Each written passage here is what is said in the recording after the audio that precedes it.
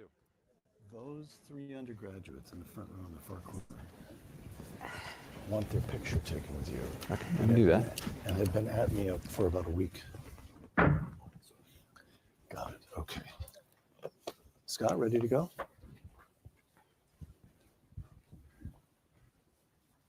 Well, we could just enjoy the silence for a moment.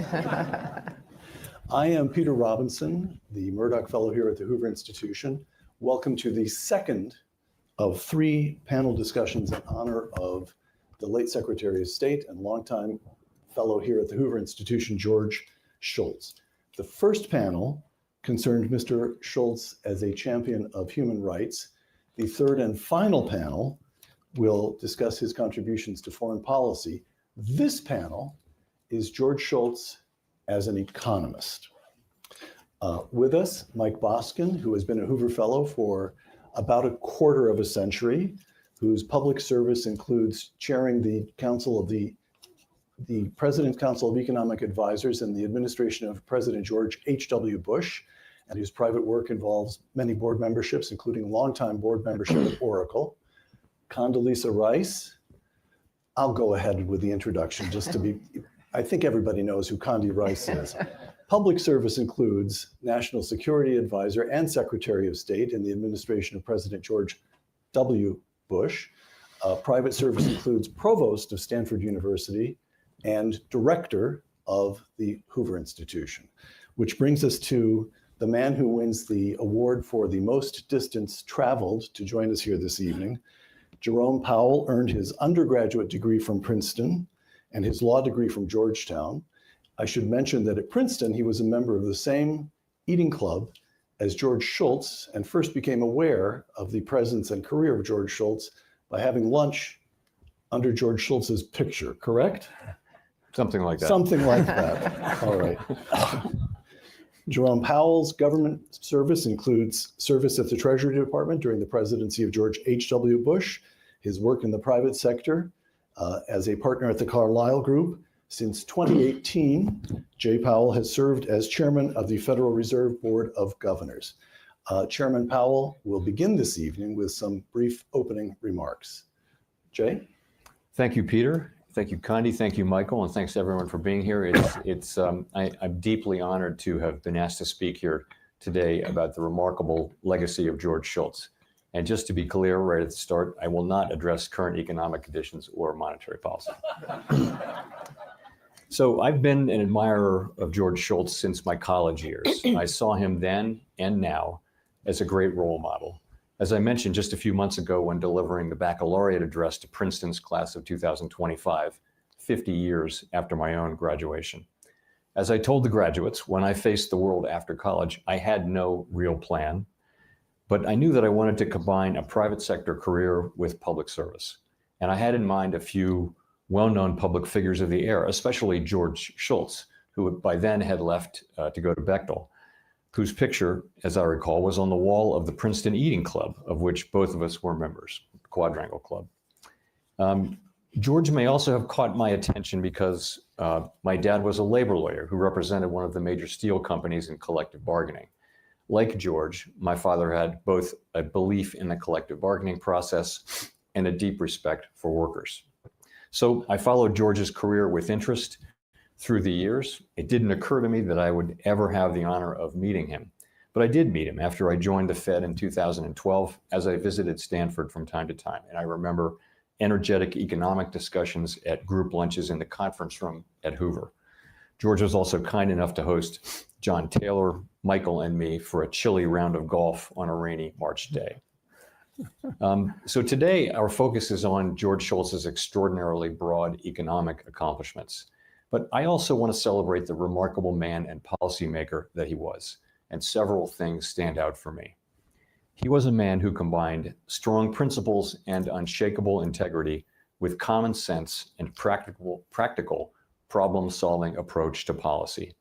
He had a deep belief in the wisdom of markets and a desire to let them work whenever possible without government direction. And that theme runs through many of the issues that we'll discuss today, including collective bargaining, wage and price controls, and exchange rates. But he was not an absolutist, and he saw that there are sometimes market failures that do require being addressed by public policy. As one of the most successful policymakers of his era, George brought the intellectual rigor of an academic to the practical, constrained, messy work of policymaking. Through 4 cabinet appointments, he dealt with many of the great issues of his day with remarkable success. And he kept at it long after leaving public office, making important contributions here at Hoover on healthcare reform, climate change, nuclear disarmament, and other areas. He may be less well known for this, but George Shultz was deeply concerned about racial discrimination in the workplace and in our society more broadly. He consistently and effectively used his positions of authority to increase opportunities for minorities. And he later noted that there was both a moral and an economic case for this. He stuck to his principles while also treating people with honesty and respect, including those with whom he had policy disagreements. Labor leaders welcomed his appointment as Secretary of Labor, and as many of his contemporaries remarked, faced with divergent views and difficult issues, he was extraordinarily good at steering people toward agreement. A key part of that strategy was to let the parties reach the final agreement themselves. That way, they owned the agreement and were more likely to honor it. His friendships and collaborations were beyond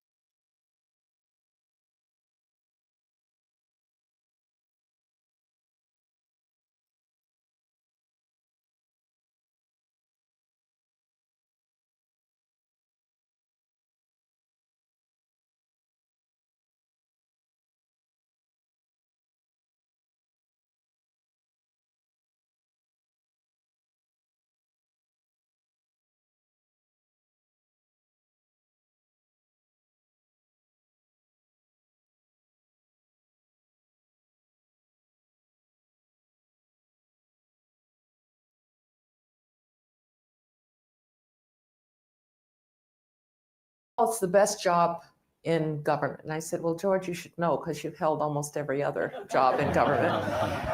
But the reason that he said that is perhaps part of the answer to your question, Peter. He said that he always fundamentally believed that the United States had the right foundational principles, and that was much of the reason for our success. One of those foundational principles was, of course, the free market. And of course, the Chicago school, spread particularly in Latin America and other places, had, he thought, the chance to bring other countries out of poverty, to use their resources best and to gain prosperity. But he also believed in the inextricable link between free markets and individual liberty. And that reflected in the way that he took on the challenge, of course, being the Secretary of State as the Soviet Union was beginning to go into its twilight. We forget that George's first years as secretary, the Soviet Union was a bit on the march. It's 1982, 83, 84. The sense that the Soviet Union was really the future. And from George's point of view, this was nonsense. And this is something that he shared, of course, with Ronald Reagan, that this experiment, as Reagan had called it, this experiment that was practiced on a hapless people would end up on the ash heap of history. Now, George, who was a great diplomat, would never have said it so boldly as Reagan did. But because they believed in the fundamental principles of the free market and individual liberty, the Soviet Union was on the wrong side of history. And they were together perfectly willing to say that, perfectly willing to challenge the system. There's a story that Mike likes to tell of George meeting with Gorbachev and saying to Gorbachev, you know, that central planning thing that you've got going, maybe you'd better take off with planning because you all aren't doing it very well. And can you imagine Gorbachev at that point thinking, who is this guy and why is he telling me about my own economy? But because he had been a great economist, because he'd been Secretary of the Treasury, I think George was able to bring this knowledge of how the free market worked, along with his belief in the free market and his belief in individual liberty to really challenge many of the assumptions about the strength of the Soviet Union at that particular point in time, and then to be there, of course, for the beginning of the end. Mike, a question for you on the longshoreman strike. Let me set it up. The Nixon years, just after George becomes Secretary of Labor under President Nixon in January '69, he finds himself confronted with the longshoreman strike. He's under intense pressure for the government to intervene, but he insists on keeping the federal government out of it, forcing the longshoremen and management to the bargaining table on their own. Instead of damaging the entire economy, the strike settles just a month after George Shultz takes office. Why was that such an important episode? First of all, it set a really important example. Number one, that government intervention sometimes can be an obstacle rather than a provider of successful outcomes. Number two, it's really important because it signaled that people could make their own decisions and would be forced to if they were confronting each other rather than wait around for the government to come in. They wouldn't make their best offers, they wouldn't get serious. This became very clear to me. I was a beneficiary of George's advice and friendship, and we did a lot of things together over the years. Maybe talk about that a bit later, but it becomes really apparent when you're dealing with a whole different context and people that aren't used to thinking about markets, people that aren't used to thinking about individual incentives, people being able to think that way. And that goes back to your and Jay's comments and Condi's about as being an economist. He was used to this idea that people were trying to do the best they can themselves given their environment, and that if you let them do that, that would collectively lead to the best possible outcome. Kind of a basic theorem of basic economics, which some people forget. And there's always a pressure for the government to do something. All of us have been, Jay still is, but we've been in public office. And the first thing every morning in the briefing room is what's the president going to do about X?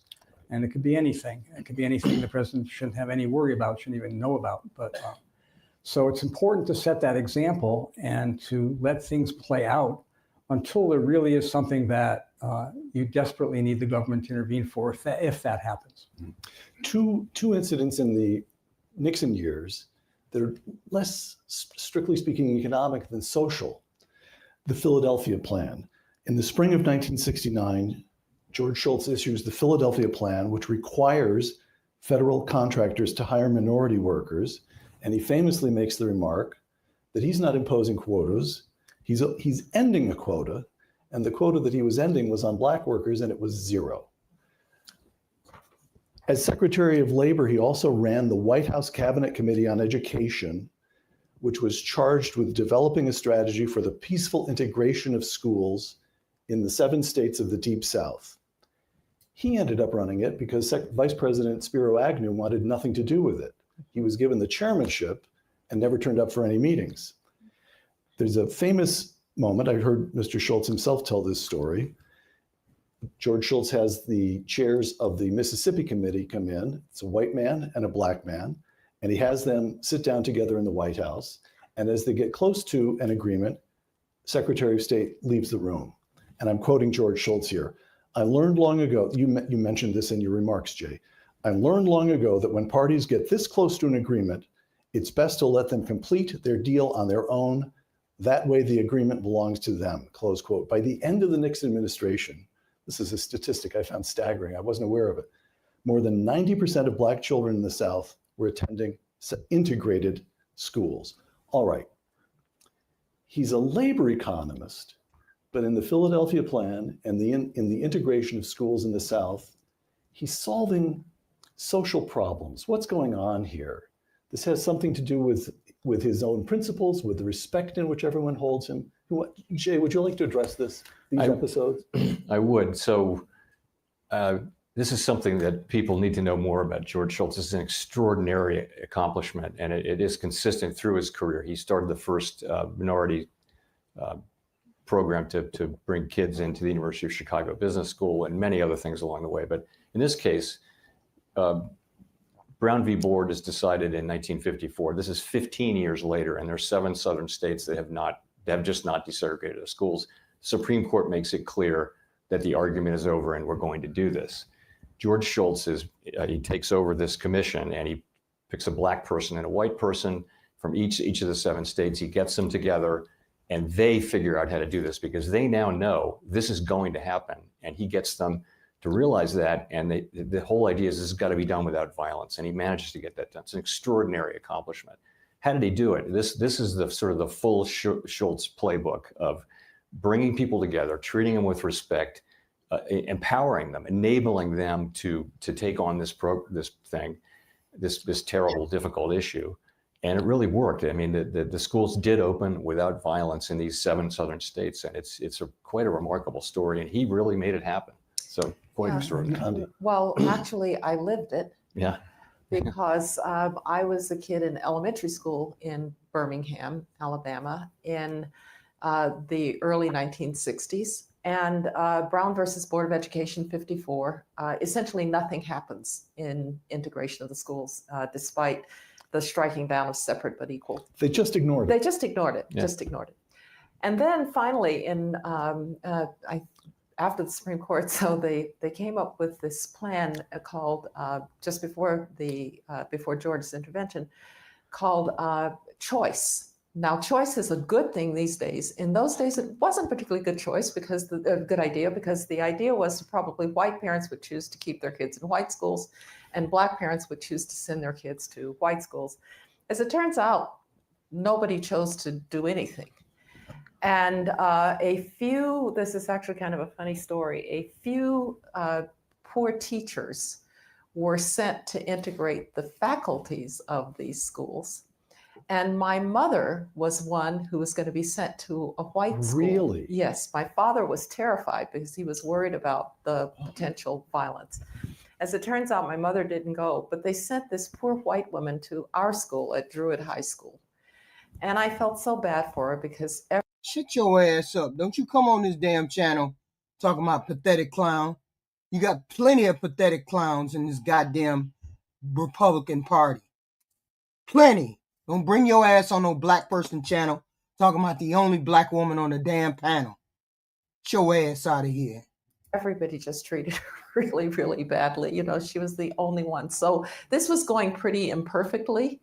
And I think one reason that I told this story to George, and I think one reason it was important to get people together and then get a plan for how to do this, which is what the Philadelphia plan really was because it was going nowhere, and to the degree that it was going anywhere, it wasn't going in a very good direction. And so George and I would kind of laugh about my own personal experience in what was going on in the South before the Philadelphia plan. You know, it's worth mentioning that affirmative action has gotten a bad name of late, and California voters have reached. These are all Republicans. I don't know what y'all talking about. These are Republicans. Rejected it twice, and perhaps it went overboard a bit. But back then, in the Philadelphia building trades, there was a quota. of 0 African Americans. And so economists hate quotas. And a quota of 0 is a bad quota, just like a quota of a large amount. Okay, so I think it reflects back on his thinking as an economist. And as Jay said, there was obviously a moral as well as an economic justification. Well, I think he felt the moral side very strongly because both in the Philadelphia Plan and in the work with the school system, because again, it went back to George's view that America was the hope of the world. America was the place that had gotten mostly right, but there were times when America had not gotten it right. And on this, we had not. Back to economics in the Nixon administration. And here I'm going to ask the three of you just to give me a seminar. We've got the closing of the gold window, and we've got wage and price controls. So I'll set up with what I know, which is very little. In 1970, Mr. Schultz becomes director of OMB. He's one of a circle of advisors, including Secretary of Treasury John Connally and Undersecretary of the Treasury Paul Volcker, who advised President Nixon to end the convertibility of the dollar into gold. President Nixon closes the gold window on August 15th, 1971. I'm going to quote Milton Friedman, his observation on this, quote, "The closing of the gold window opened the way to a free market for the dollar where there was none before," close quote. Again, we're dealing with something here so foreign to the way we do business and think about the currencies today that it requires a little bit of effort simply to take us back to the moment when the dollar was pegged to gold and what the debate concerned, why it was important. Who would like to take on? Mike, I'll start.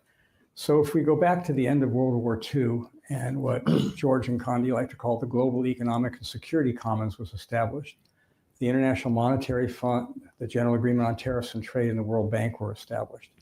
And we established the dollar as the centerpiece of the exchange rate system. Most countries would have fixed exchange rates, and the US would peg the dollar, exchange dollars for $35 per ounce of gold. And it pledged to do that for the foreign reserves, dollar reserves of foreign countries. So this again was George in the international arena as well, because it affected other countries. Now, that enabled us to backstop economic growth across much of the world. Is that the idea? It's a little more complicated than that. And I don't want to bore people in the audience with this. But what it meant was you could not have other countries and could not have an independent monetary policy along with the fixed exchange rates and free capital flows. Because if their interest rates were lower than ours, capital would flow out. They'd be pressured to devalue their currencies, and the opposite if their interest rates were higher than ours. So it created quite a conundrum. And we've seen that in more recent years when countries that had pegged their currency, the dollar, ended that, and we've seen what happens. It was a little chaotic. So this, I think, was a major move. There had been a big intellectual debate for decades in economics about whether fixed or flexible exchange rates were better. And I think the flexible market-oriented approach wound up winning, I think, to the world's advantage. So that was part one. Part two was because of this sudden change and the dollar, we weren't going to exchange $35 for an ounce of gold anymore.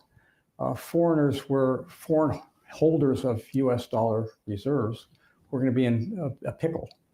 And so we couldn't revalue the dollar, they had to revalue against us.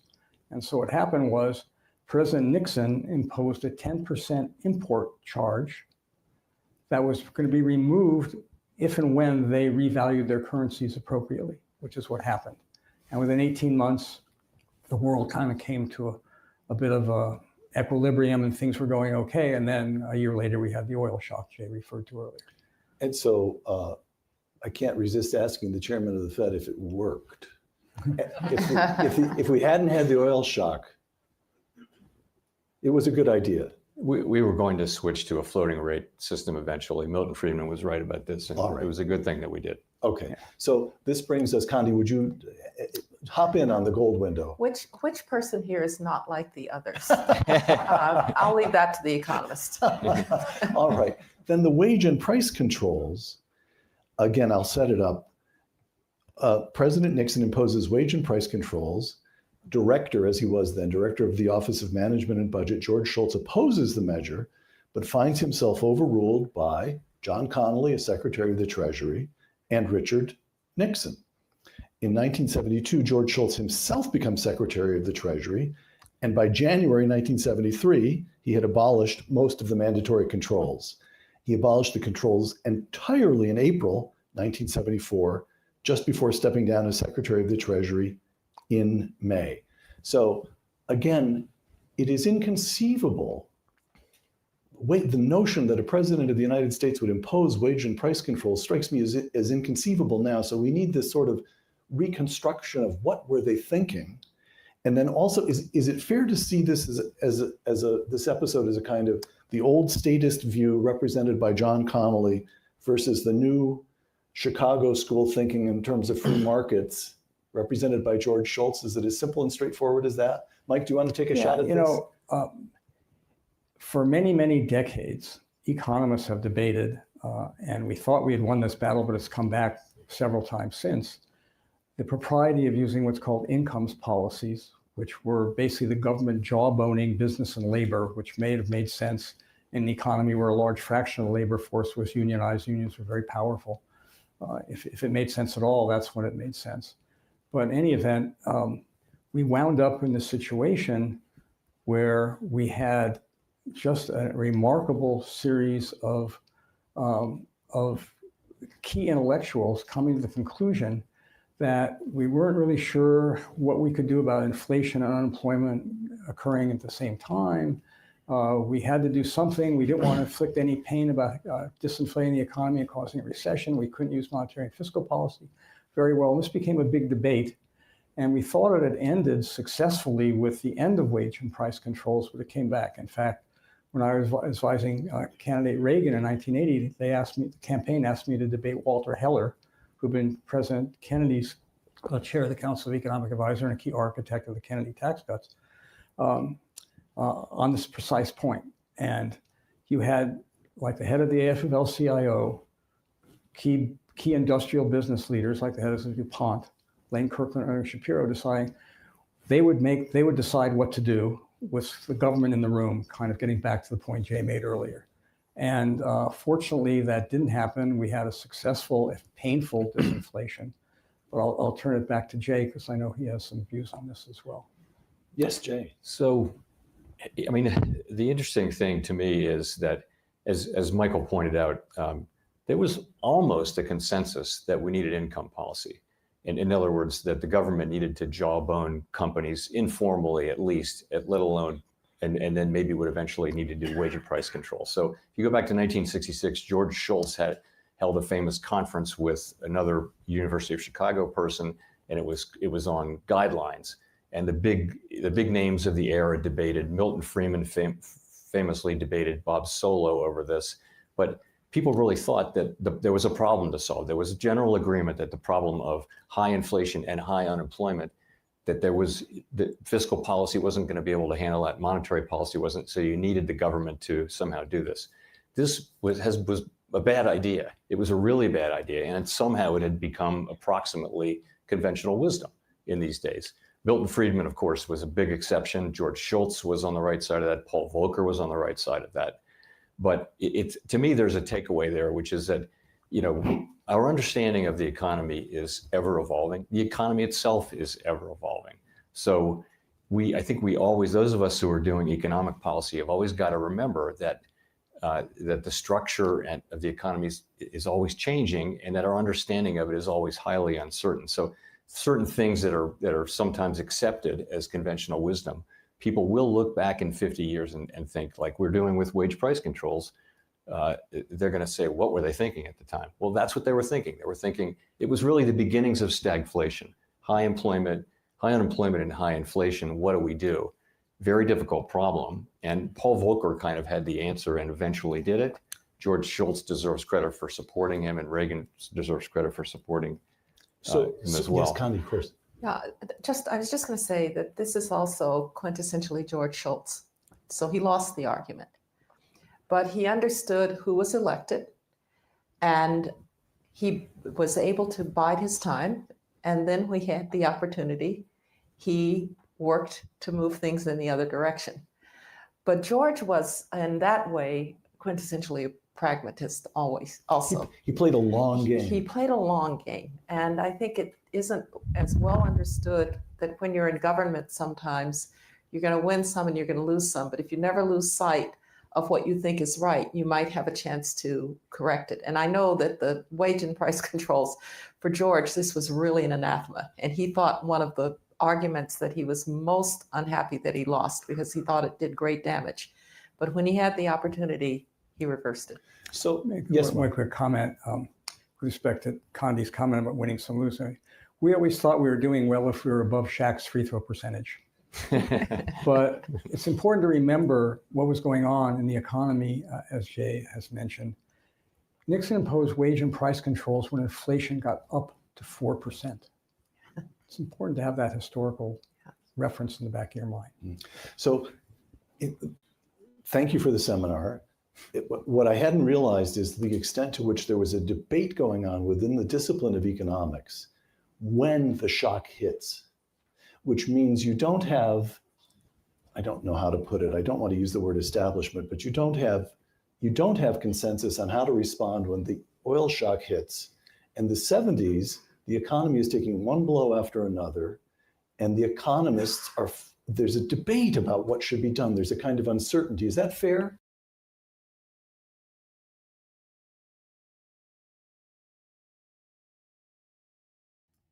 It could be fair, but let's listen to this news. Somebody does something? Some major announcement? What happens? Congressman, thanks for your time. I'm delighted to be with you, Brian. So it looks like Kash Patel's luck might have run out a little bit. Can you explain the new investigation that you and your committee have just launched into him?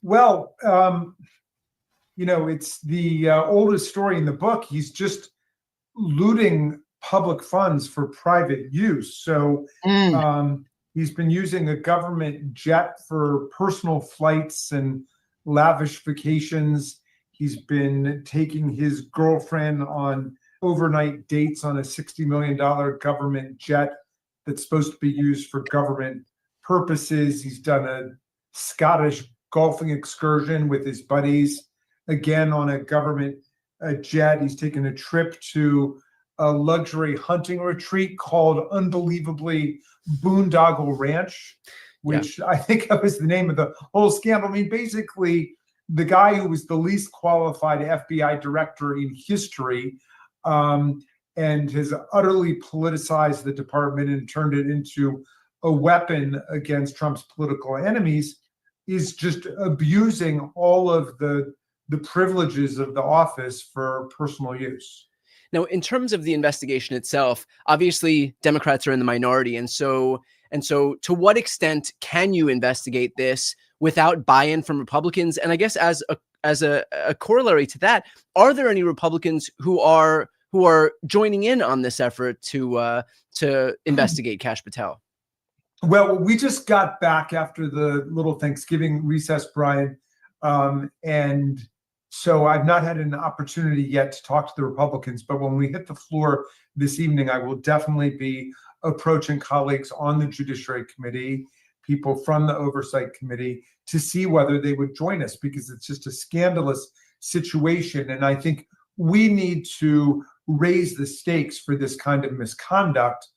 Trump obviously sets a dreadful example for his administration by treating public property like private property and just bulldozing the White House and then deciding to, build out his big ballroom and taking a $400 million jet airplane from the Qataris and so on. So the rest of the administration gets the message. It's just like Mardi Gras, let's say like bon ton roulette, whatever, you can get away with it. And even though the Supreme Court, which is under Trump's spell, has given him certain kinds of immunities, those immunities don't extend to everybody else in the government. And we have to try to uphold the rule of law at every turn.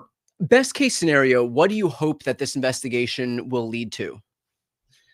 Well, we want him to release all of the relevant information and all of the relevant documents. We want him to stop ripping off the taxpayers, but he's already shown himself basically to be unrepentant.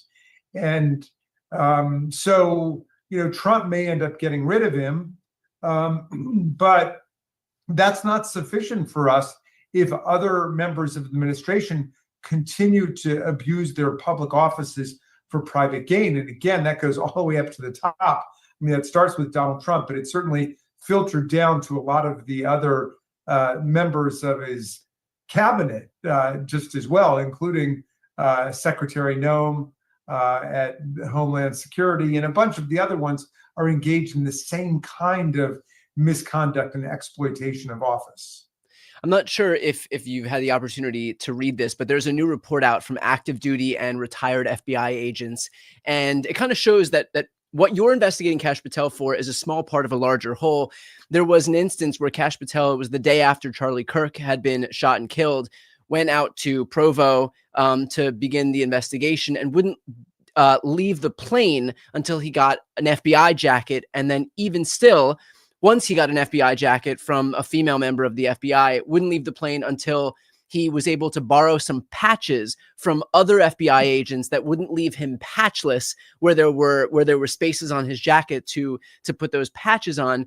And so it really goes to show that what he's using the office for is not to lead first as a law enforcement agent, but rather to get himself Instagrammable moments and to make sure that he's the center of attention. I don't know whether he wants to use this to launch himself into some, big glossy social media career in the aftermath of this. But in any case, what was your reaction to hearing a little bit about that report that came from active duty and retired FBI agents?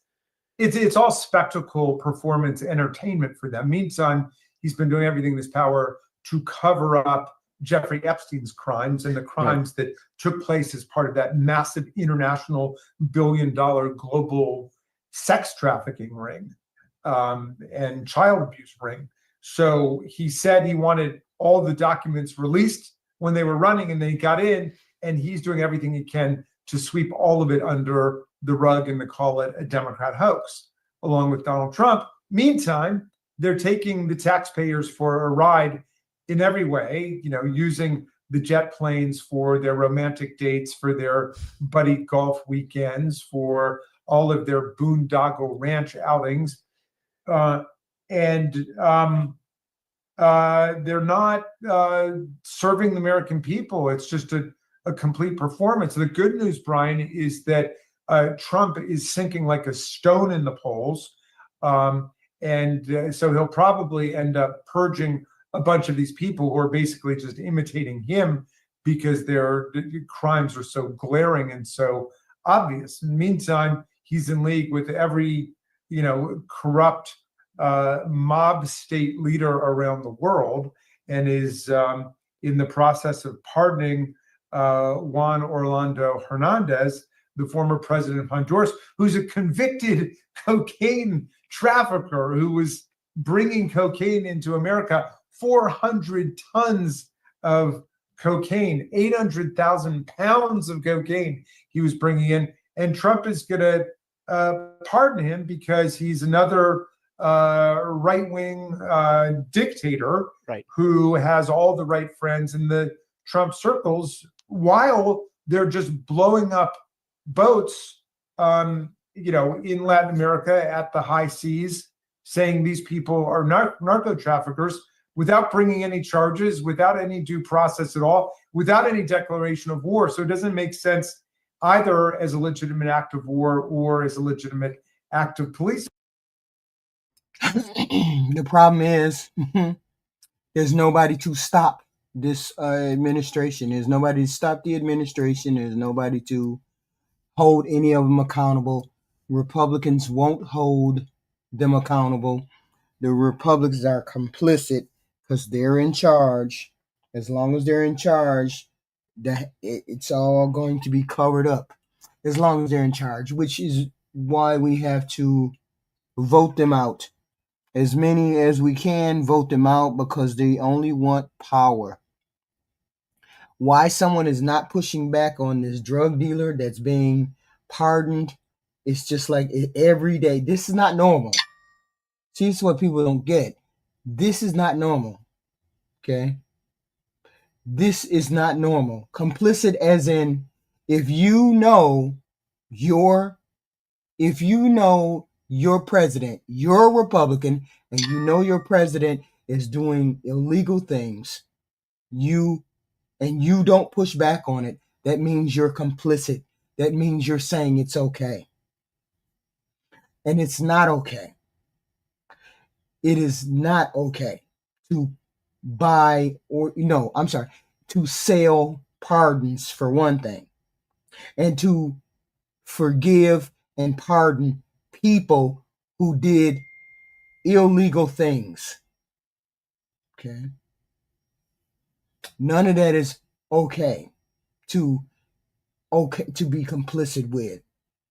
And this is you cannot have a government in which we co-sign illegal behavior. Okay.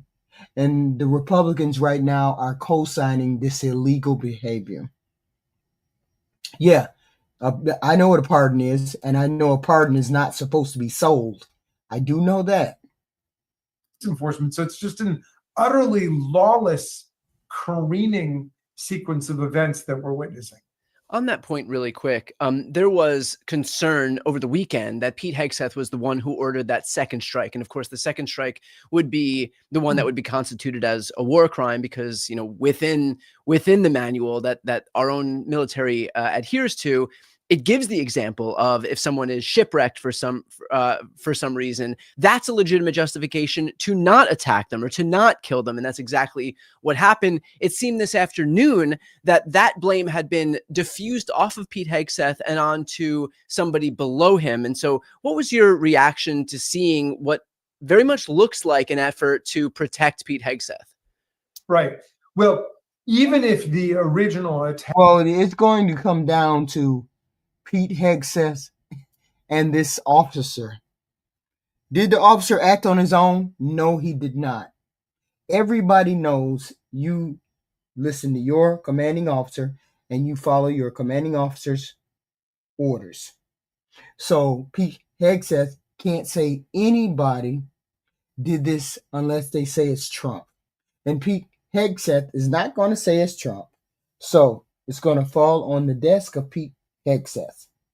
And then it's going to be him who hangs out to dry. Because the order, after they found the boat, after they found the men clinging to the side of the boat, and they were not enemy combatants anymore, they still had an order to kill. So what you decided to do was take out enemy combatants. But they weren't that. They were just, I guess, prisoners of war. And that's against the law. So, and that's considered murder. So it will be someone who's going to pay the price. It's going to be Hegseth, though. Attacks on these so-called drug boats were legitimate acts of war, which I think clearly they were not. But even assuming they were, the so-called second tap, attacking the people who now were hanging on for dear life to the wreckage of the boat, was a war crime. It is a war crime to attack people who are survivors, who are defenseless, and have no military recourse. It's just like killing prisoners of war. It's killing people who no longer are a threat. So even if you assume, I think against all the evidence, that the original tap was a lawful effort just to destroy a drug boat that we were at war with, even though Congress hasn't declared any war and there are no... We hear what you say, Adam, but you're not a legal scholar and you're not in Congress who decides these things. So I think I'll take Jamie Raskin's point of view before I take yours. I think it's illegal too. So it is what it is. He can be as much of a weasel as you like. Your president is a weasel. Your president is worse than a weasel. Your president is actually trash. But we still got to take Jamie Raskin's thought for military hostilities. The attack on the desperate survivors who are trying to hang on to the flotsam and jetsam and wreckage of the boat is clearly a war crime. It's either a war crime if you're using a military paradigm, or it's murder if you're thinking of it as law enforcement. Yeah. Because these people, again, were constituting no threat to anyone. Do you think that this administration had covered up for Hegseth so that they could preserve him while still throwing somebody below him under the bus? Well, we're waiting to see. We're trying to find that out. I mean, scandalously, the administration has been defending these, non-international law hostilities. Kevin, you're so delusional. You're moving into zombie status. No, you are in zombie status. I mean, they're coming up with the most tortured neologistic syntaxes. Right. It's just murder. It's just murder at the high seas. That's basically what it is. Yeah. I mean, so, I need somebody to put in the chat. I need you to put into the chat what law says if you're a drug dealer, you deserve to be murdered. That's what I want to know. If you're a drug dealer, what law says if you're a drug dealer, you deserve to be murdered? Somebody put that in the chat for me, because I'd love to know what law. I mean, it's not an act of war. Congress hasn't declared war. We're not in active military. Shut your ass up, Patrick, because you're defending a pedophile. Shut your ass up. As soon as you stop defending the pedo, we'll stop defending the drug cartel. Hostilities. They say, we think that's a drug boat. We don't know who's on it, but we think everybody who's on it is guilty. And we're just going to blow up the drug boat. And then when 2 people survive the wreckage, kill all of them. Yes. That's a war crime. But we got goofy goofies in here who are experts, military lawyers, and they know better than experts. Is putatively, allegedly, one of the orders that came down. So we've got to get to the bottom of this. No, we're talking about your president, Kevin. Talking about your president. Because, of course, the logic of these attacks is unlimited. In other words, if this is allowed at the high seas, why is it not just allowed on the highways of America? Right. Yeah. Why not? I still want some of the goofy goofies in the chat to explain it. Why wouldn't it be allowed on the regular street?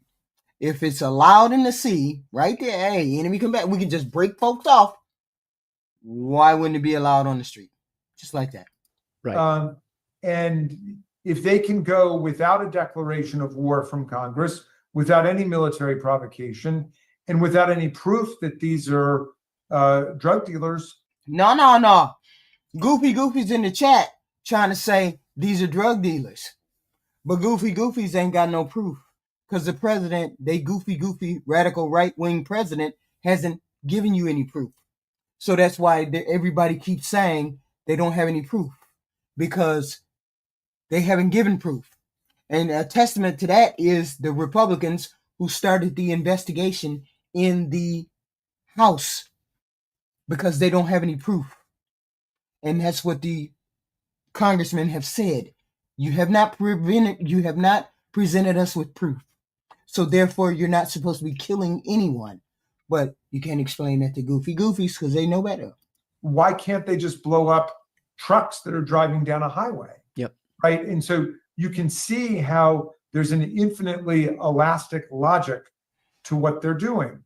And when it merges with... There's no proof that they are drug dealers. There's no proof that they are not drug dealers. There's no proof whatsoever. You have to have proof, Black America.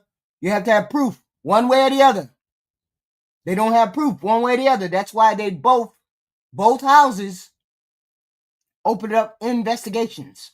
Both houses opened up investigations because they have no proof from this president.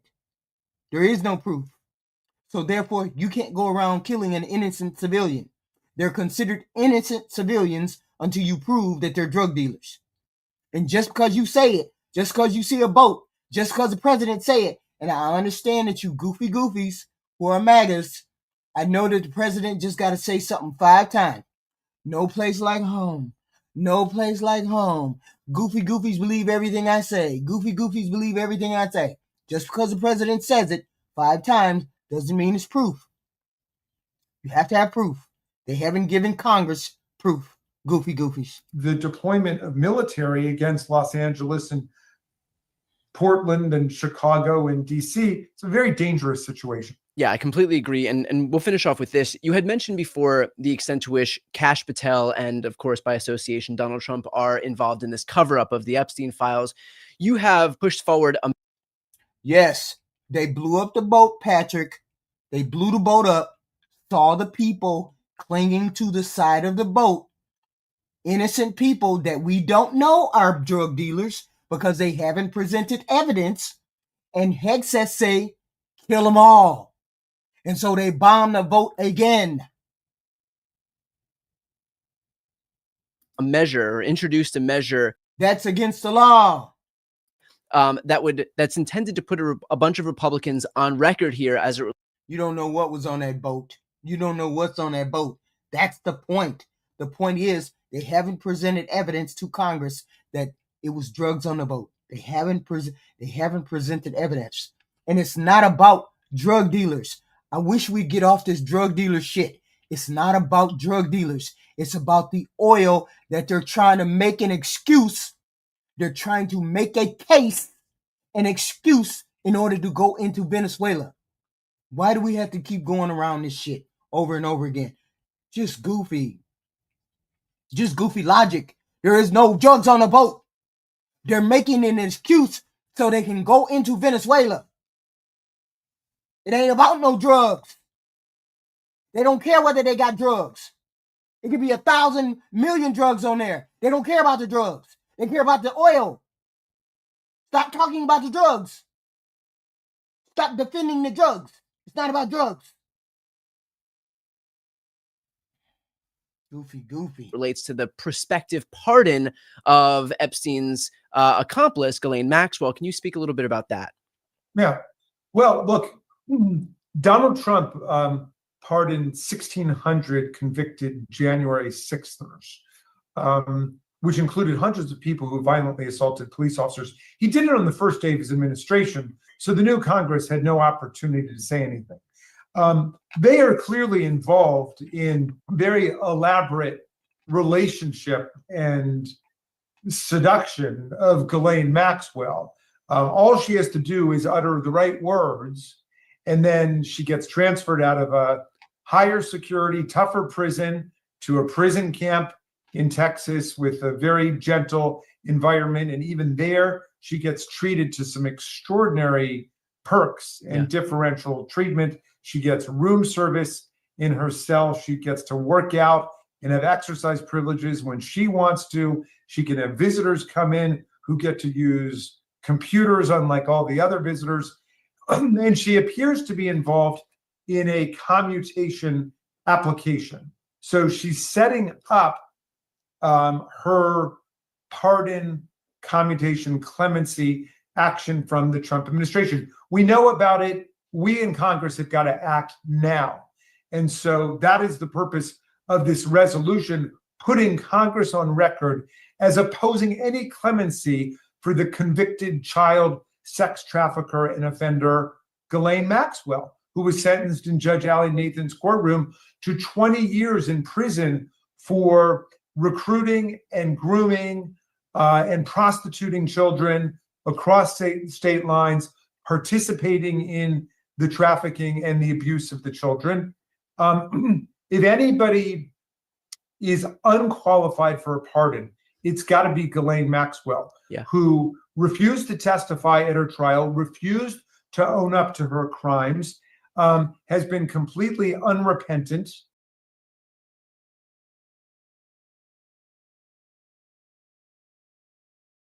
Were abused, continues to denigrate the victims and disparage the victims of her crimes and Jeffrey Epstein's crimes. And she continues to deny that Epstein engaged in any sexual offenses against children. why should she be pardoned? So that strikes me as an elementary moral and legal proposition, and we should all put our names to it.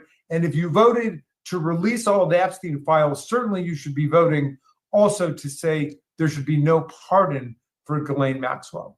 In terms of getting this resolution on the floor, which is obviously important, getting these members of Congress on record in terms of where they stand on this issue, do you have to rely on Mike Johnson to bring it to the floor? Is there some other avenue that can force this resolution to be voted on?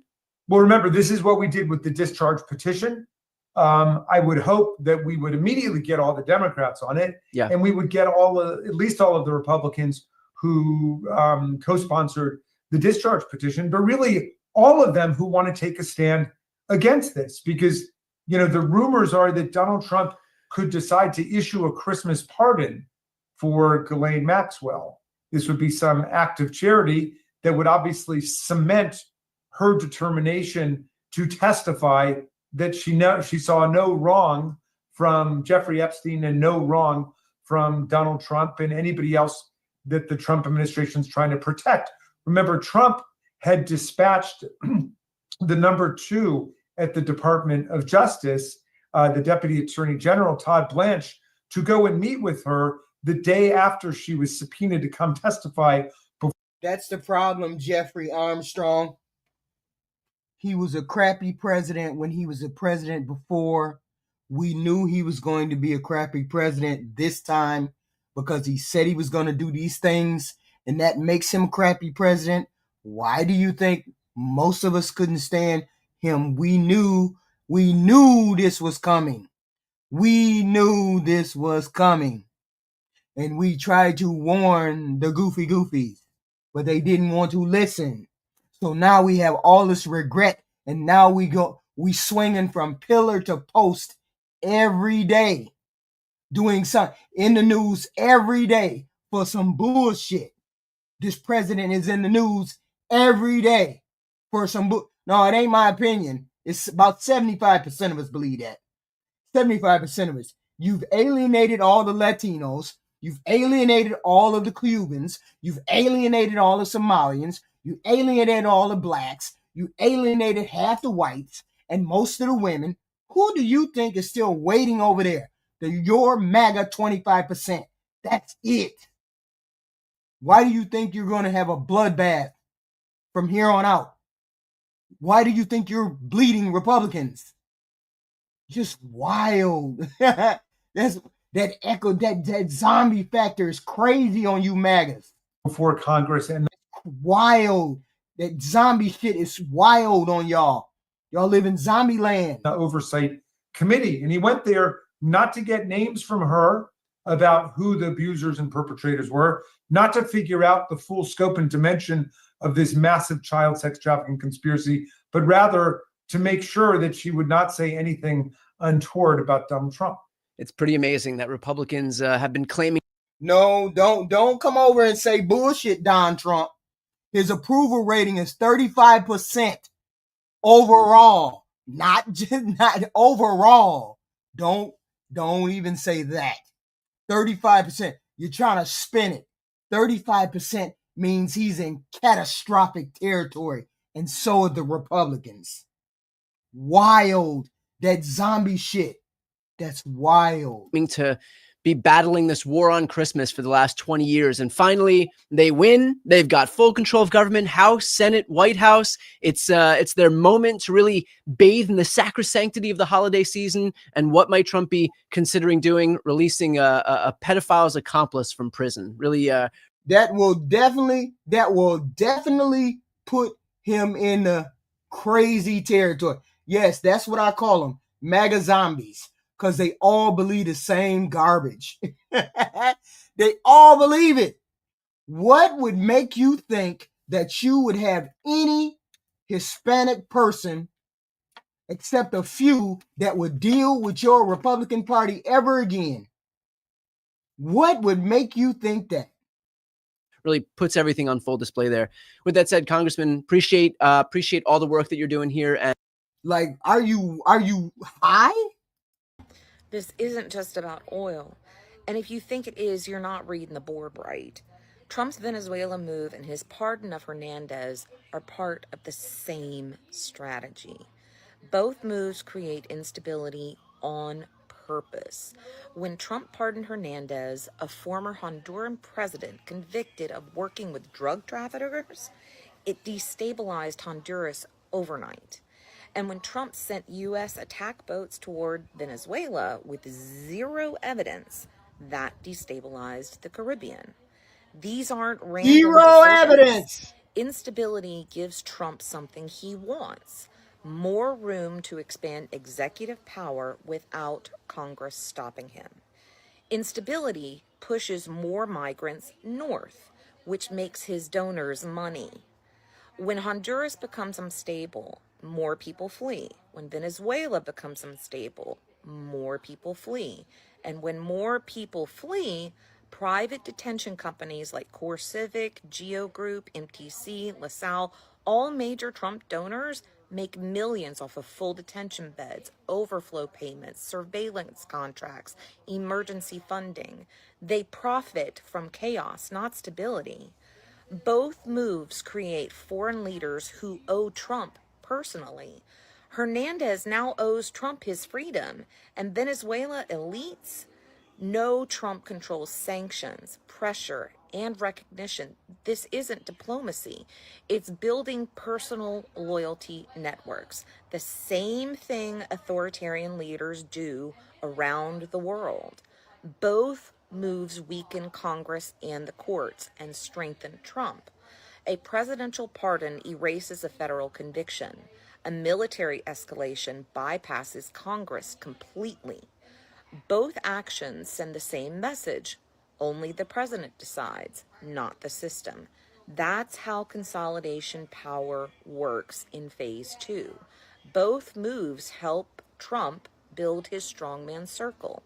Look at who Trump openly admires: Putin, Orban, Erdogan, MBS, Bolsonaro. Strong men support each other because they rule the same way, through force, fear, and deals behind closed doors. Hernandez fits that mold. Venezuela fits that script. Both moves give Trump a crisis he can use at home.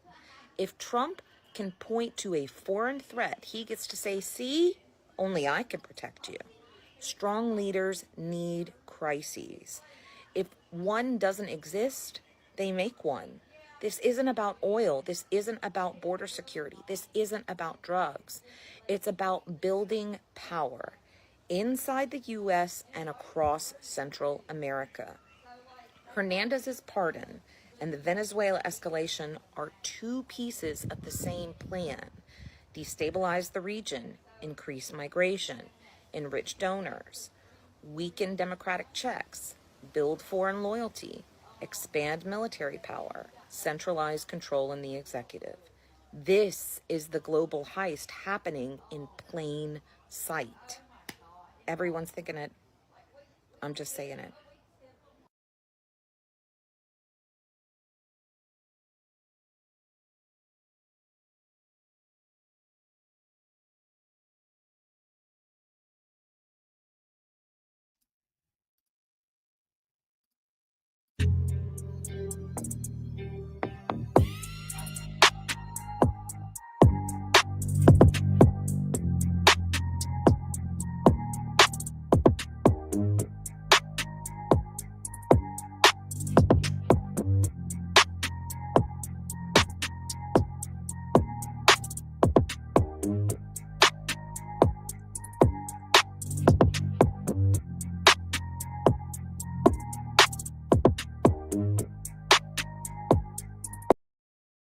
Always put that music on there and then burn my ass up for the damn music.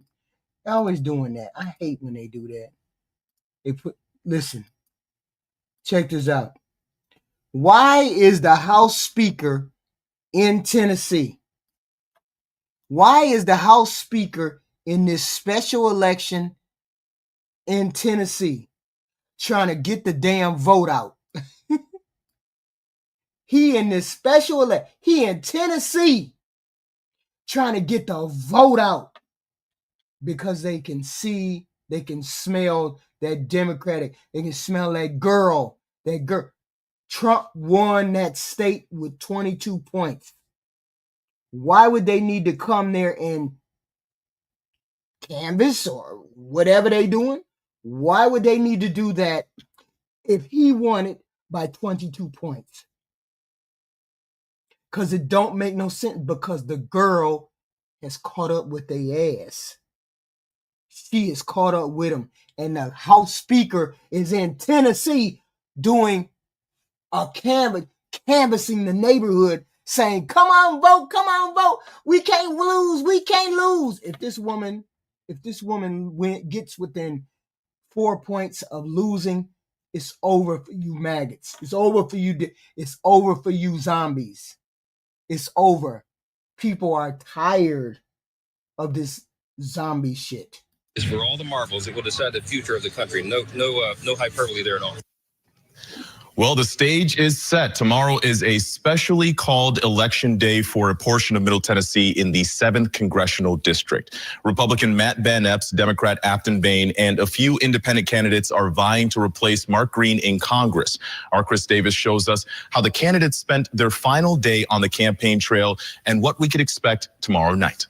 To fight for America. After months of constant political ads to shake up Washington and yard signs everywhere you look, I think it's too close to call that race. All eyes are on Middle Tennessee, the center of the political universe Tuesday for the 7th Congressional Special Election. Choice could not be more clear in terms of who's going to make life more affordable. The leading candidates kept an aggressive schedule on the last day of the campaign. We're fighting for working families. And you know what? They out there talking about she's radical.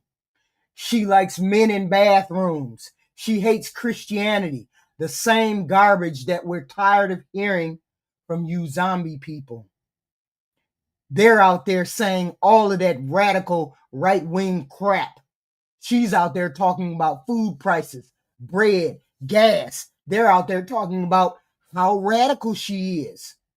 Man, this is the Republicans' race to lose, but you go out there calling her radical, you go out there calling her unchristian, you're gonna lose.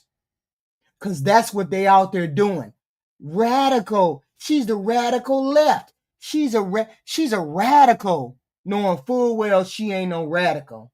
Knowing full well she's a normal, everyday, average, blonde, blue-eyed girl who's just beating the Republicans at their own game. Why would all of y'all need to show up at a rally?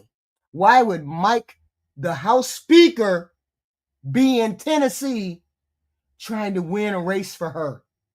Because they're scared she might win. She might pull us out. You guys are doing that zombie shit again. She's not a Christian. She doesn't love Jesus. She's a left-wing radical. Nobody believes that anymore, guys. Nobody believes that anymore. For farmers, for military and veterans, to make it easier and better for them. Matt Van Epps bringing in big names like House Speaker Mike Johnson and President Donald Trump, who called in Monday morning. Donald Trump. Wow. They even had Donald Trump show up to help that girl, to help that dude in Tennessee. Donald Trump won that state. That's a deep red Republican state. Why are y'all going hard? Why are you all going hard for this young girl in Tennessee? Tennessee 7. All of the big wigs are showing up for him. They shouldn't have to show up for him. They shouldn't. Donald Trump does robocalls for this guy. Mike Johnson, the House Speaker, is doing a town hall for this guy. All tonight. Why would they need to do all of that tonight if Donald Trump won it by 22 points?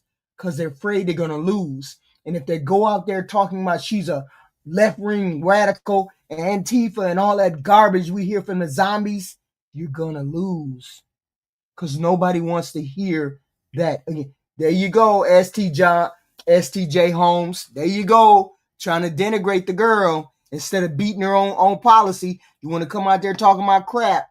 And let's make it a sweeping victory. And Alexandria Ocasio-Cortez and former Vice President Al Gore to stump for Afton Baines. It's one that's historically been very reliably a red area. Mark Schwartz, a political science professor at Lipscomb, says normally this race would be an easy win for a Republican because of how the district is drawn. But a special election changes everything. This is one that I think took Republicans a little bit by surprise. This race, it's all about turnout. Our Ben Hall, host of Inside Politics, crunched the numbers. In that last election, when President Trump was on the ballot, 120,000 Democrats voted for Megan Barry. Expected about 100,000 turnout. If she can get half of that, she could win. And the same goes for Van Epps. And we're going to get half of that. And we're going to get half of that. Because we're tired of this right-wing radical president and his agenda. About the right-wing radical agenda. People are tired of the agenda. If Republicans turn out in droves. The question is, who turns out? Which is why this race may have felt different compared. Why am I caring about what men think? Men are grown men. I don't care what men think. Men do them. Compared to other. You vote. You're supposed to vote your pocketbook, but a lot of you zombies just vote for rich people. Recent elections. In a lot of congressional districts, you might see Republicans and Democrats trying to fight over the independent moderate voters. But that's not what's happening in this special election. For the most part, our race will be mobilization, and not just mobilization of Democrats, but mobilization of independents. Both are trying to appeal to their core base. I fully support the president, fully behind the president. And whichever campaign does a better job of that will punch their ticket to Washington, D.C. With photojournalist Nathan Sharkey. Oh, I hope she wins. Oh, I'm just going to come back here. I'm just within, even if she loses within 5 points, I'm still going to come here and clown because I know the Democrats are going to crush it. They're going to crush it. I just know. Chris Davis, News Channel 5. That's wild to me that girl done caught up. That girl has caught up to she has caught up to the Republican. Lord have mercy. In the state of Tennessee that also can read, because public libraries across the state of Tennessee, with the exception of Knoxville and Memphis, are shut down now. And they're shut down for obviously a very good reason. It's not because they found asbestos in the walls or because there's a mold infestation. No, they're shut down because they have been ordered by Trey Hargett, the Republican Secretary of State for the state of Tennessee, to go through and review all of their books and ban all of them that have any LGBTQ characters, messages, or themes. Because it's not because they hate the LGBTQ community. No. It's because the state banned diversity, equity, and inclusion. And, any book that has a transgender character or a gay character is obviously forcing that onto children. It's basically an instruction manual for children on how to be gay or how to be transgender. So, we have to ban that. So says Trey Hargett in a letter that he sent to the libraries across the state early in November. Now, that's not how it works. And technically, the state does not even have the authority to do that, according, of course, to the organizations that have been fighting back against the Republican book bans across the country. But here's the thing. Those public libraries in Tennessee that, of course, are now shut down, going through this massive book review, none of the funding they receive from the state is actually used to purchase books.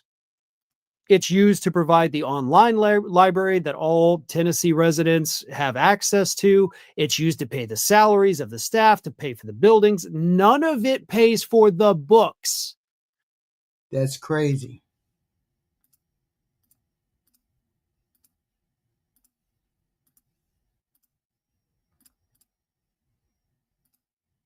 When someone called someone in my family, hold on a second. It's not Hold on different. a second. If someone comes on this show and says, I love you. Are you okay with Nick Fuentes? Here we go. I'm a Jew. Do you want to go there? And let's say this. Yeah, I just asked the question. And Yes or no? Yes, I'm Are okay. you okay If with Nick Nick Fuentes wants to be able to speak freely, and you've never pushed back, as she has called my husband a white nationalist. Hold on. That is no Katie. different than Nick Fuentes Katie. going on Tucker Carlson's Katie. show. It's not, Nick- and you should admit it. Well, hold on. Wait, hold on. How is it anything similar? It's not remotely similar at all. Nick Fuentes You host people on your show all the time who I call don't- my husband and myself a but hold on, Nazi. I So don't- how is that any I different don't- from Tucker Carlson going on Nick Fuentes Nick Fuentes having Nick Tucker Carlson on his Fuentes show? is It's not actually, he's He's actually, anti-Semitic. He's anti-Semitic. They need to excise him. That's absolutely Nick false. does not have the pulse of the Republican base. It's what Democrats want to say to divide the Republican base when that isn't true. But I want to go back to something really quick. Tucker Carlson was just bowing in front of Can him. I also just Tucker add, Carlson you hosted him on his show. He did not bow, But nor did he But kneel. you mentioned today, you don't think that's a different thing? Do you believe my You don't husband's a think, Nazi? You allowed but him do on your you show think to say that it. do you think those things are different or not? I don't believe think anybody it's around the same me. equitable But hold on. comparison So, listen, for Nick Fuentes I just to go think- on Tucker I Carlson's just think show that as you you are to have making- people to you have are making That's okay. all And sorts of let's things. go back to the murder trial. Let's go back to the murder trial. Hello, everybody. Guys, I couldn't believe my eyes. We got Fascist Powder's wife, Katie Miller, on the set, and the one and only most loyal Trump baby mama, Scott Jennings. Let's get into the segment and we'll talk about it.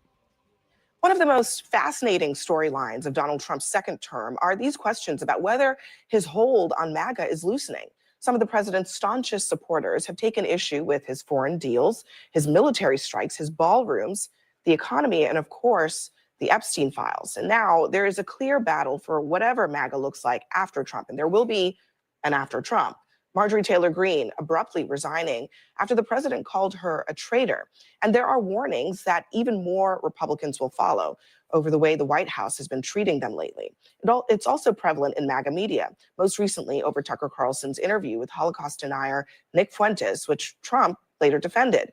And Carlson doesn't mince words about the party itself.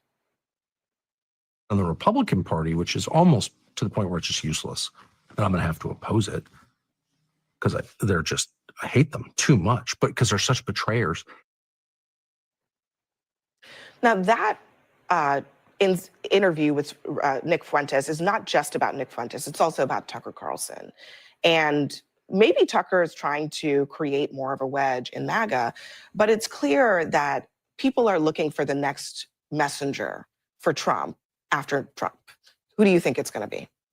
I think President Trump has made it very clear he'd like to see J.D. Vance, Marco Rubio. There are many people who can speak eloquently to what the MAGA base is about, which is Hell no.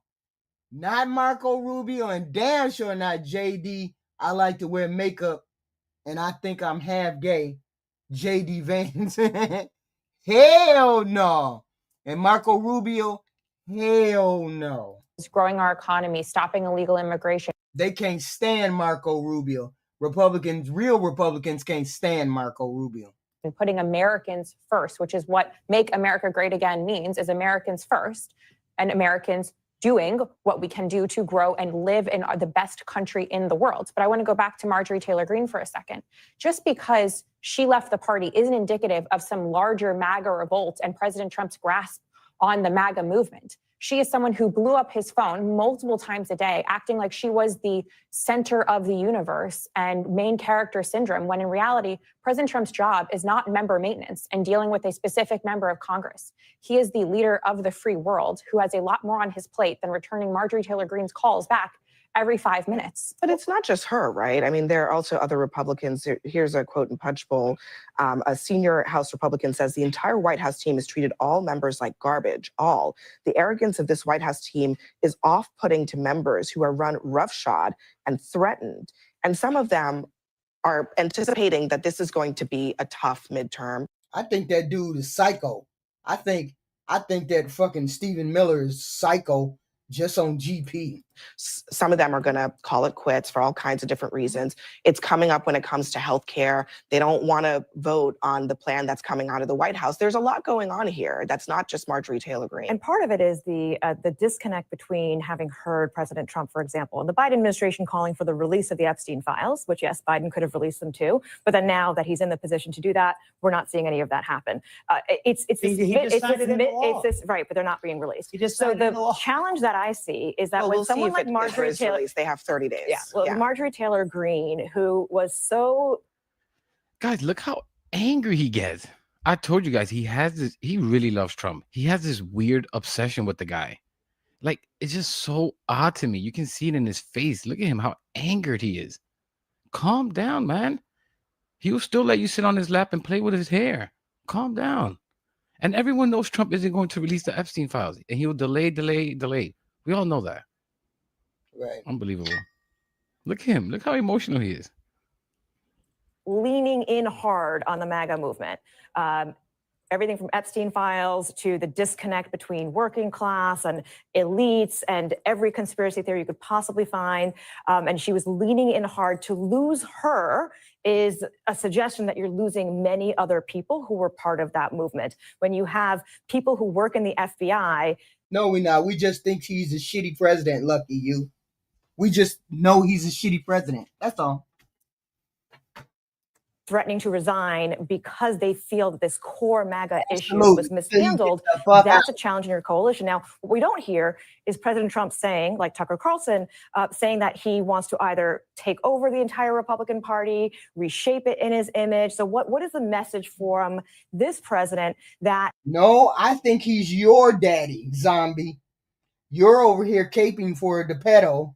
I think he's your daddy.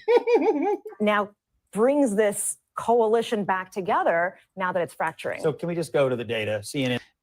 And to JD Vance, he won't. Trump on interview with someone on Fox, I forget, said that JD Vance is not his successor.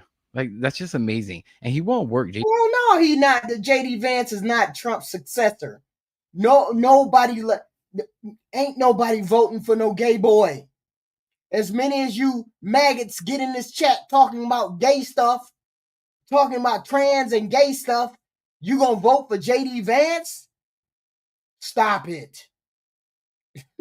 The first thing y'all talk about is gay boy. That's the first thing you run your mouth about. Jesus. JD Vance won't work as presidential nomination. Guys, this is disgusting, but it's because he has an Indian wife. And conservatives hate her because of it. Too, so. I don't even want to say the word that they've been calling her. Or they call Indian people in general. These people are disgusting. Yeah, that's why there's conspiracies right now that JD Vance will leave his wife for Erica Kirk, which would be Charlie Kirk's wife, which would be lovely, just lovely if he did that. Republicans are divided. That's without a fact. And it's only on one issue that I can really think about. They can't all agree to be full-on Nazis and hate the Jews. Everyone else, sure, perfectly fine, even encourage, but not the Jewish people. Zone data from our own data analyst Harriet. President Trump has an 87% approval rating among Republicans, which is higher than Barack Obama. Among Republicans, the rest of us thinks he's trash. And you can't just deal with just you Republicans, because since you've lost the Latino vote, since you've lost the independents, since you've lost half the white people, you can't win an election. You just can't. His approval rating among Democrats at this point in his term, higher than where George W. Bush was in his term. He is the strongest for his own party, strongest president at this point in his second term in the modern era. That's number one. Number two, Marjorie Taylor Greene. He's also the most unpopular president in modern history. Like, unbelievable. 87%. That's not a flex. That just means that your party's a cult. Your party's a cult. That's what it means. That's what he meant. I think had a falling out with the president over politics. He showed her a poll that said she couldn't win statewide in Georgia. That's exactly she got mad. She got mad. And by the way, she stands with a group of isolationists who just happen to disagree with the president over, say, taking away Iran's nuclear weapons and some other issues. That's fine. He's the president. She's not. And if you want to talk about whether the president has a hold on his party or whether he's a lame duck, I'll just submit that when he withdrew his endorsement of Greene, she lasted a week and then had to resign from Congress. That's not weakness. That is a couple things about that, Scott, because first of all, I think you understand that a lot of Trump's MAGA base is not just people who are registered Republicans. A lot of them are people who are new to the system. And I think that many of those, the problem for Republicans, just like it was this past November when they lost, was that getting those people to come back out of the woodwork is part of the issue. They come out for Trump, they don't come out for anyone else. But the second thing, I do wonder if this issue of the isolationism that Marjorie Taylor Greene and maybe the Tucker Carlson espouse is part of the problem here, because Trump attracted them into the party because he kind of seemed isolationist at times. But now everybody is wondering, is that really what he is? I mean, I think some of the ideological confusion is part of the story It here is for very Trump. hard to see how you can give $40 billion to Argentina. We didn't give them. We to did a Argentina currency for swap, their but you gave them 20. soybean And we made a profit farmers. on it. But you gave them 20. And We then made a say profit on that it, but you didn't Europe give them 40 is billion. Europe Give is a them a lot. problem and they're not doing enough, and that Ukraine, you know, everything should resolve itself I there don't think it's magically. Marjorie Taylor Greene's fault that she thought that Trump was an isolationist. No, actually, I it think is. part of It the is. problem is It is. that Trump's America Trump's first vision for politics is whatever Trump wants. No. And all of those other people, So- but Scott, there are Go ahead, Scott. isolationists in the So I MAGA can jump tent. in. What happens to them? Let Do me they answer just her go and I'll- away? Yeah, go ahead. I'll Do they jump just in. go away? Look, here's the deal. A lot of people tried to ascribe their own personal views to Trump, and they tried to, I guess, influence him into their own personal views or make their personal views stick to him. He has actually, on the issue of Iran, shown extreme moral clarity about this for decades. He has always said they cannot be allowed to have a nuclear weapon. In his first term, he fired cruise missiles into Syria. We took out Soleimani. Trump has never been an isolationist, and anybody walking around in 2025 who thinks that he is being willfully blind or just stupid. He has been for smart engagement. He's not for adventurism. Yeah, but we done got entangled in 3, 4, 5 different wars already, and he's only been president for 1 year, for 1 year, and we've been entangled in 3, 4, 5 different wars. That's the fucking problem. Your president is a liar and he's a lame duck. But he's been for smart engagement since he came on So the national Bannon, stage. Steve Bannon said, You hear that, conservative? He just called you stupid. And guess what? You are. Hey. And guys, it's very easy to see why some are pissed with Trump. He gave $40 billion to Argentina to help boost their economy. Currency swap or not, he didn't have to do that. Whether we made a profit, we could have made a profit right here in America. Cut the crap, Scott. While screwing over the beef producing farmers in the US. Yeah. And don't even get me started with the healthcare cuts. They're pissed about that, obviously. And Trump, he said he would release the Epstein file. I think this is when the wall started to crack. The Epstein files, he called them stupid. He called them all stupid and losers for even wanting them released. After he campaigned on it, he just lied and lied to them. And they're getting effing pissed. Called it a hoax, but said, oh, it's all a hoax. I don't recall saying none of that shit.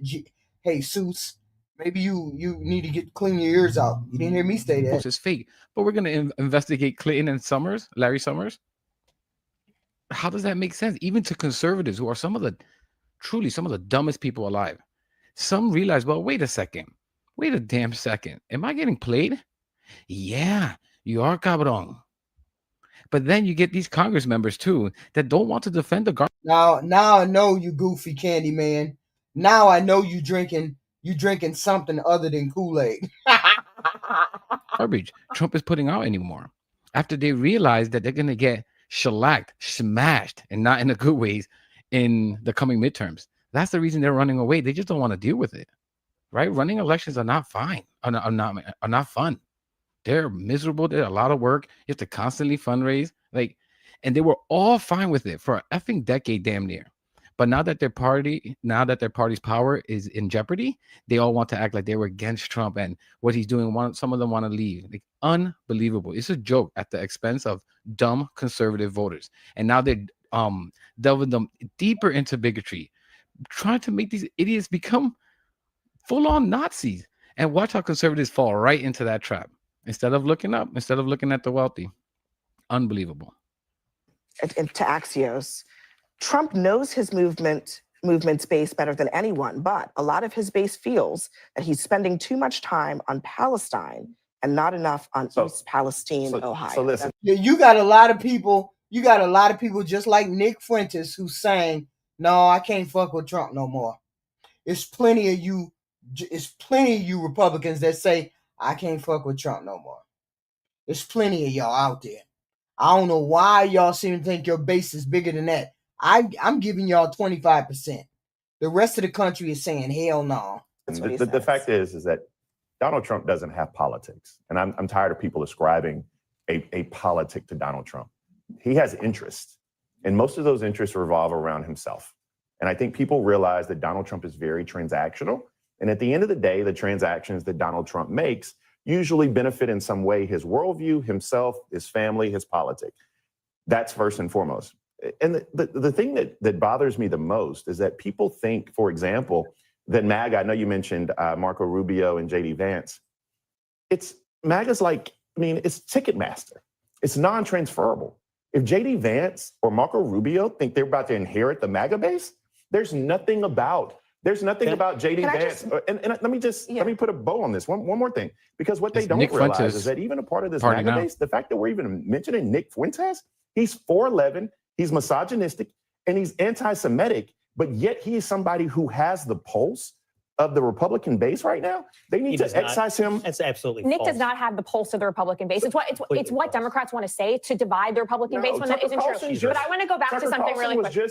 Tucker Carlson was just bowing in front of him. Can I also just Tucker Carlson hosted him on his show. He did not bow, nor did he kneel. But you mentioned JD Vance, and he also. Tucker Carlson is like the biggest right-wing pundit. For him to have him on his show, Nick Fuentes on the show. Oh, Nick Fuentes is a nobody. He doesn't have the pulse of the. Thank you. He had him on his show. For him to have Nick Fuentes on his show, that means that boy has power. So y'all can denigrate him all you want and try to put him back in the back pocket. No, he ain't going nowhere, and he's leading a lot of dudes over there away from Trump. So my whole thing is, you got the MAGA, they're losing a lot of power, this MAGA group. Party, these people are effing idiots. They're not idiots. They're in denial. Not even in denial. They're lying. They're trying to will it out of existence.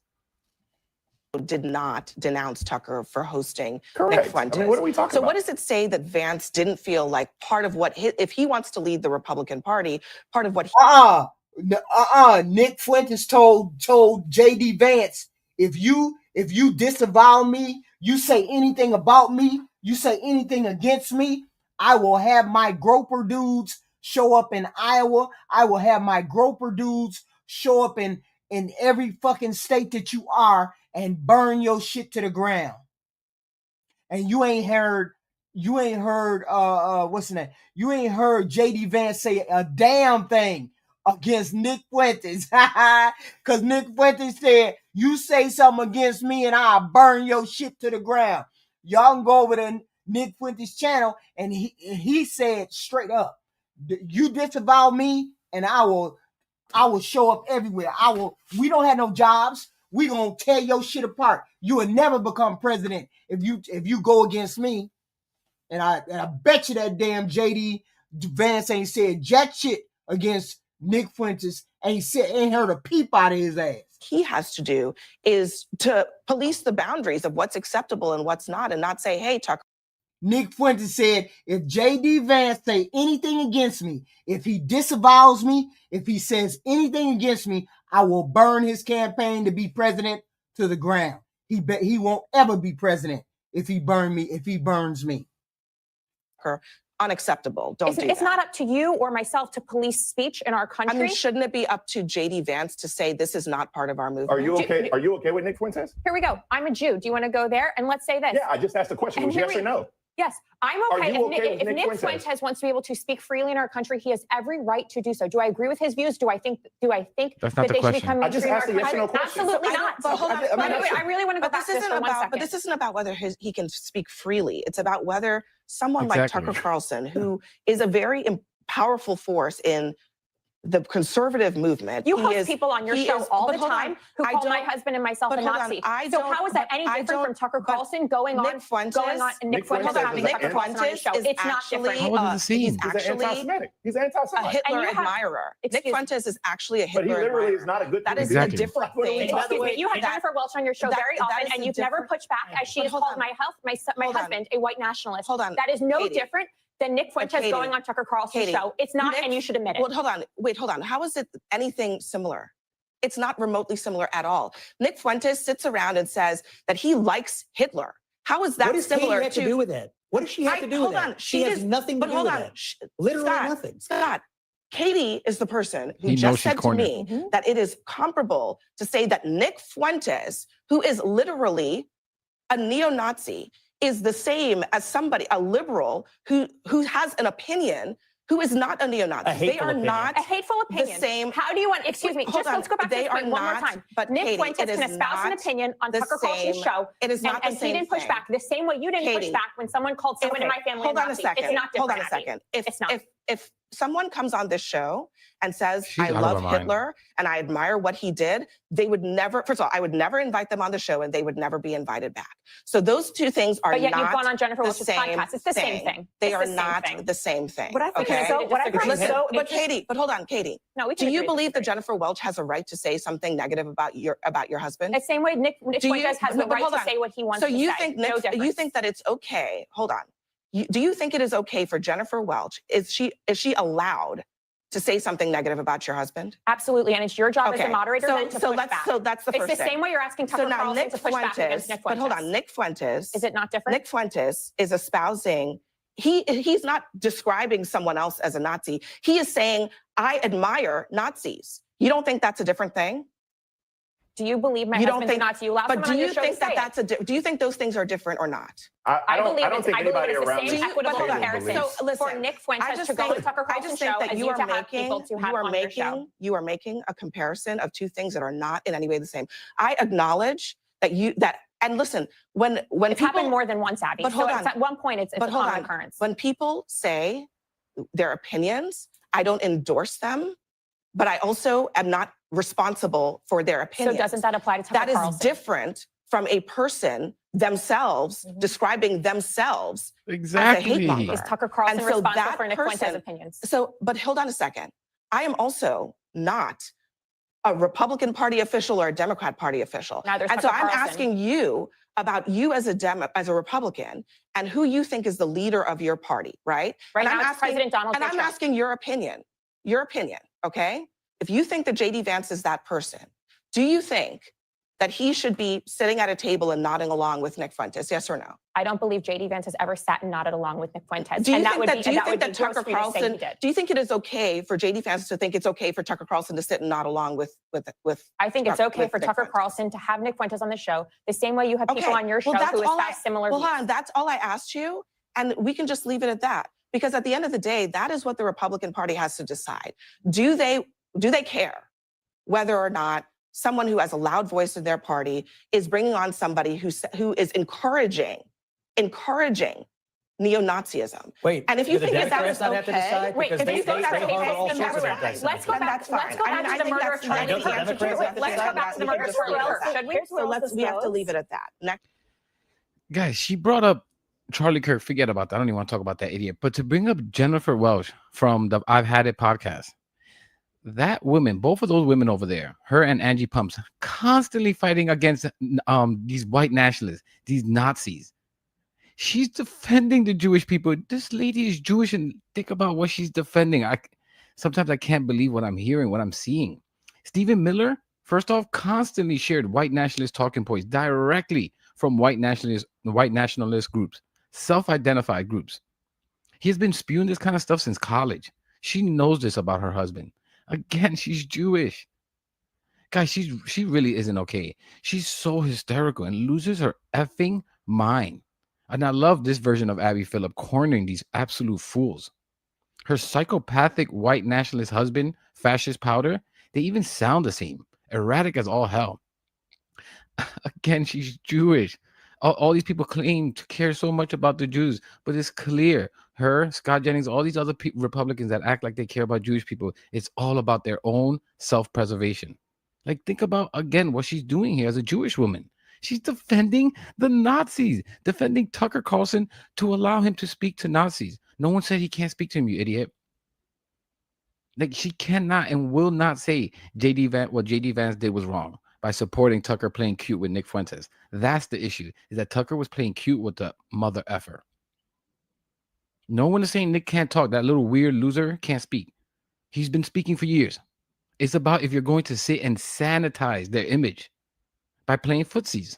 Like, don't play. These people are playing stupid. They know what's going on. They want to have it both ways. They want to be able to say, we are anti-Semitic and only anti-Semitism we're against. Racism and bigotry, like I said, that's encouraged. That's okay. While also not pushing back on these huge media pundits Tucker playing like Tucker Carlson playing a Ring Around the Rosie with Nick Fuentes. Like, you cannot have it both ways. One of these guys, Nick Fuentes, says he loves Hitler. He loves Stalin. Like, guys, he denies that 6 million people were killed. But no one knows the exact number, but he called them cookies. There's no way you could bake that amount of cookies. This is who she's essentially defending by proxy. I mean, this is why I say have fun with the lepers eating your face. Tell them I said effing hi. And guys, let me just give you my last rant here. I know I'm ranting, but the reason I'm calm in most of these conversations or even laugh about these creatures is truly because I think they're unevolved humans. They will end up eating themselves. As you can see, it's already happening with Marjorie Taylor Greene. And with this anti-Semitism, it's going to go further. Remember, everything else they agree. Anti-black, brown, perfectly fine. Their hatred of women and everyone else, that's fine. The anti-Semitism, no, papi, that's a no. They will devour themselves, as I said before. You need effing allies. You can't just shun the world and shut down the world. You will lose in whatever you're trying to achieve. That's why I constantly ask Hispanics to stand on the side of black issues and vote in such a way. Because we are seen as one in the same to these bigoted morons, papi, and mommies out there. They hate us all the same. There is no daylight in their bigotry. They hate us all the same. Hey, women out there, even the white ones, they don't like you either if you haven't noticed. They don't respect you. They think you're property. But guess who? Hey, these are the things that we know. We already know all the things that we need to know. All the things that we need to know. So we will hopefully have a good turnout tomorrow. Anybody in Tennessee, please show up. Hit the like, share, and subscribe. We have content every day, all throughout the day. I'd appreciate it. I really would. Tomorrow we have the election with Afton Bain. If Afton Bain comes, I'll be back here around 5 o'clock tomorrow because the polls close at, I'm assuming they close around 7. We will know. Hopefully we will know by 7:30, 8 o'clock. Hopefully we will know by 8 o'clock if Ashton Bain pulled it out. Okay? This is a deep red Tennessee state. If she gets anywhere within 5 points, it's over. That movement is going to be over. Okay? So hopefully we can find out something early about that. I hate for it to be this way because the MAGA movement started because their head exploded because Obama got elected. A black dude got elected. This is how the MAGA movement started. First, it was the Tea Party.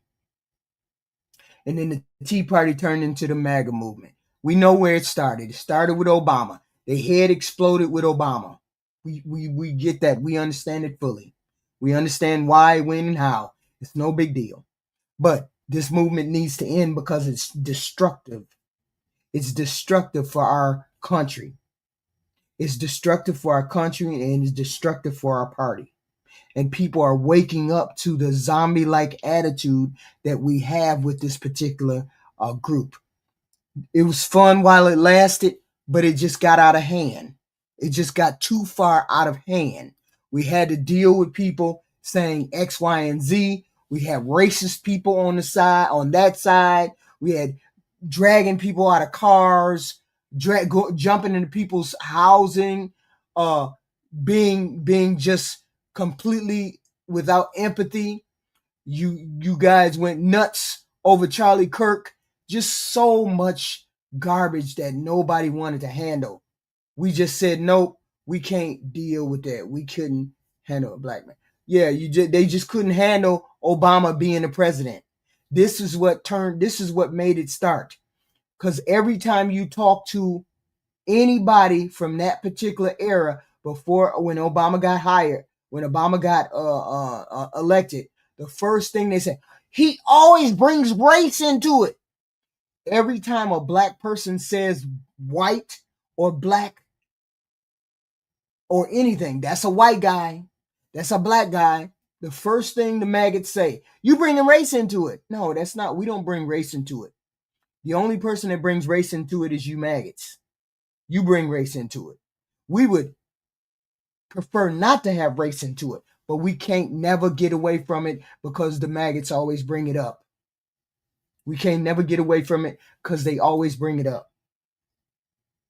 You say anything. Well, I can say something like right now. I just said white and black, and then we'll have goofy goofies trying to report me saying I'm racist. When they look at my videos every day and they know I'm not racist and they know I'm not saying anything racist. But you got goofy saying that, right? She said white, so she's racist. She's what? She says white, so she's racist. You actually got people. You actually got people reporting it, but it is what it is. I brought it up again. Oh my god! Oh my god! Oh my god! Oh my god! I can't with you zombies. I cannot with you zombies, and that's what you are.